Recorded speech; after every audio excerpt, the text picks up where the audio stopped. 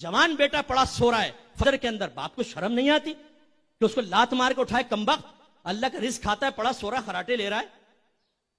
अब कहें जी उठाएं बच्चे को, मुफ्ती साहब 4:30 बजे आया है, मस्जिद की खिदमत करके नहीं, नमाजें पढ़ के नहीं, रोजे रख के नहीं, किसी महफिल में बैठा हुआ था नहीं, कहां धाबे पे, वो कोयटा होटल पे दोस्तों के साथ बैठ के बातें कर रहा था, नाइट की ड्यूटी करके आया, बच्चा सो रहा है।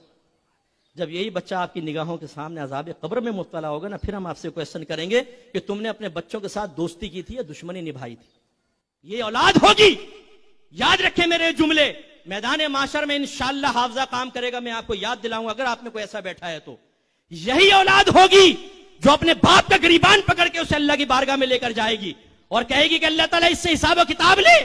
मेरे इस बाप ने कभी मुझ पर सख्ती नहीं की, ना मुझे नमाजी बनाया ना कुछ। हालांकि मेरे नबी ने फरमाया बच्चा 7 बरस का हो जाए उसको नमाज का हुक्म दो, 10 बरस का हो जाए तो मारकर नमाज पढ़ाओ। आपका अल्लाह आपसे कुरान में फरमा रहा है वअमुर अहलका बिस्सलाति वस्तबिर अलैहा ला नसअलुका रिज़्क़न नहनु नरज़ुकुक। अपने घर वालों को नमाज का हुक्म दे और खुद भी उस पर साबित कदम रहे। हम तुमसे रिस्क का सवाल नहीं करते, रिस्क तो हम तुम्हें अता फरमाएंगे।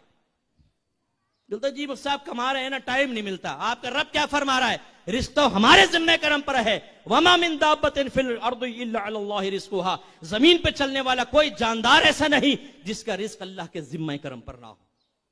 आपने कौन सी जिम्मेदारी लेके अपनी जिम्मेदारियों से रूगर्दानी कर रहे हैं?